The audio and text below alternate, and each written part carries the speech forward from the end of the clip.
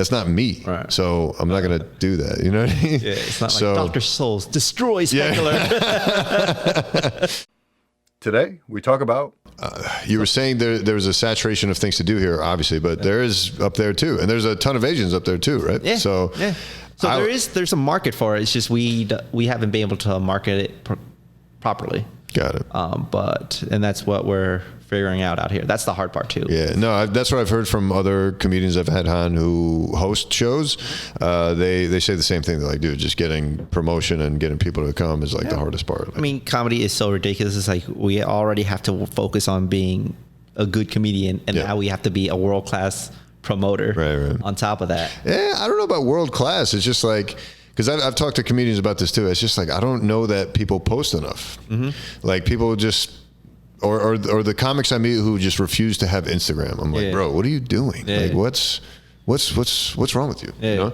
But that's just my opinion on it. I've heard the opposite end of it where people are like, hey, no, it's just, I don't want to feel like a whore. I don't want to like cheapen myself. I don't like, or like a lot of the self-deprecation, like, I hate myself. So it's hard for me to just like put myself out there. So I get all that. But at the end of the day, it's like, hey, if this is what needs to be done for you to make it happen, then why aren't you doing it? Like we've had conversation about this previously where it's just that fear of just putting yourself out there. Right. That's what I think is at the heart of it. It's like people who say, oh, I don't want to cheapen myself or be a whore. It's like you probably feel that way because you don't know what to offer Instagram or people who are on Instagram, because you see what's popular and it's like, oh, I don't want to be like that. You know, you don't know how to present yourself as someone that people want to.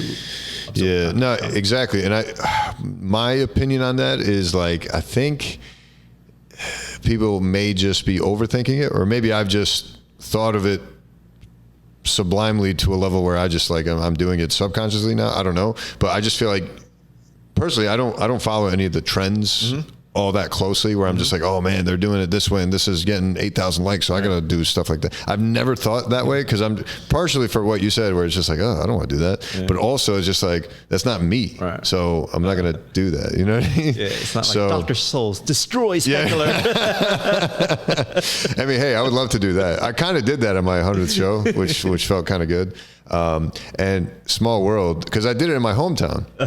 And Small World, I talked to the guy after the show. He's like, because he looked very familiar. I'm like, who is this guy? And I find out he's like the brother of a guy I went to school with who's now in medical school and stuff. It's just crazy. He's actually a nice guy. But yeah, I kind of picked on him during the show, which was fun.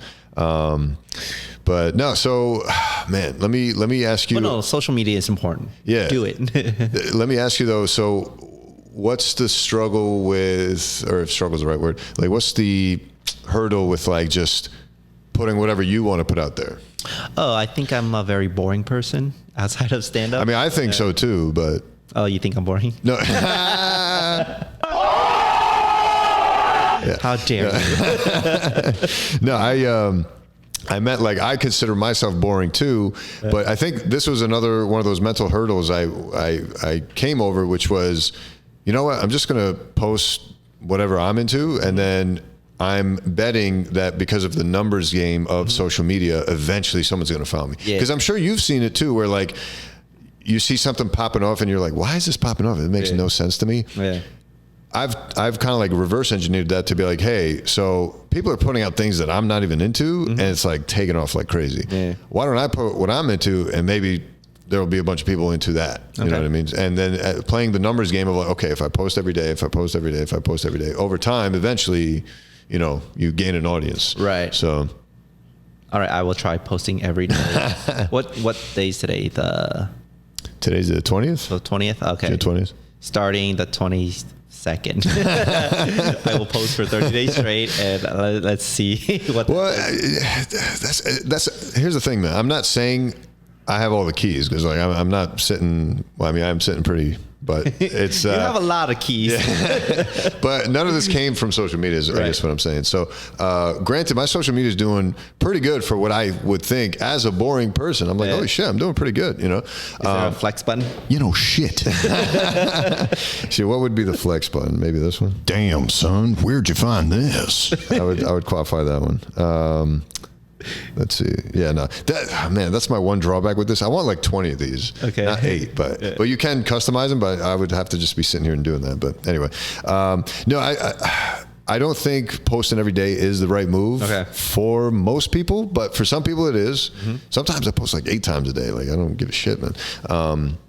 And for other people, it's just like, nah, as long as they post like once, I definitely understand the value of posting like maybe just once a week, if not once a month, because like if you for sure at least once a week, right? Because if you at least put additional thought into your posts, then they're going to be that much more valuable to your audience. Granted, if they're a small audience, then it may not matter as much. This applies more to people that are like doing fairly well as far as the numbers go, because then if someone hasn't posted in a while, I'll be more intrigued to see what they posted. I'm like, holy shit, this guy hasn't posted in a month, and then all of a sudden he posted this. There's got to be something to this, so I'll pay more attention to whatever that is. Well, I mean, I'm not dismissing the usefulness of posting every day. I 100% agree. I want to post every day. It's just I don't think I have the content to post every day because I have a pretty routine life, like there's a reason why people post a lot of pictures of their kids and their dogs, and it's because that's what their life is. No. But that's probably 100% relatable to everybody because of course, everybody has a dog, a kid, or they eat. Right. It's like, oh yeah, this would. Yeah, and I mean, you're seeing other people doing it, and they're clearly gaining an audience from that. And maybe it's a slow burn, maybe it's a quick one, whatever. But like, if that's what's going on in your life, that's what's going on in your life. You know what I mean? And ultimately, who do you want at your shows, and who do you want as your audience members? The kinds of people that want to see the kinds of things you're posting, even if it's routine to you. Like I feel like that's how you find your audience. Because like, okay, would I rather have so-and-so famous YouTuber's audience who gives no shits about me? Like if he or she handed me their channel tomorrow, is it really going to be that valuable for me? Because like now all of a sudden I feel like I have to live up to the standard that person had building that audience. B, I either have to be very similar to their styles of whatever they're into, and all those factors are going to make me someone I'm not, or people are going to recognize that I'm not being someone or I'm not being genuine, and then they'll just like drift off. So ultimately what you want is like who finds what you find interesting to, build your following. And maybe that's only going to be like 8 people, but 8's better than 0, right? I'll take 8. Yeah. And obviously hashtags are a big function of that, so you got to use them. See, that's another thing. I'm terrible at remembering hashtags. Oh, really? Yeah, like I put so much effort into putting together like the caption, and then I was like, oh, I should have hashtagged this. Yeah, that would have been very key. Oh man, I got to get faster at these. Once I get my muscle memory better at which one's which, I'm gonna know what to do here. But no, man, the hashtags are the first thing I put in. Actually, I think of the caption after. God damn it. Yeah. All right. So much wasted time. And actually what I do is to save even more time, I use what's called a hash expert, I think it's called. It's an app. God damn it. Or a hashtag expert. Yeah. You literally just put in one word. So like it's a picture of a dog, put in dog, and it'll spit out, because you can use a max of 30 hashtags. It'll spit out 30 hashtags related to dogs, but to be honest, some of them have nothing to do with dog. They'll say like art, love, photography. I'm just like, all right, whatever. But at least there's a tag there. So like someone may discover it and someone may happen upon it. And again, playing the numbers game, it's like someone's going to click on this.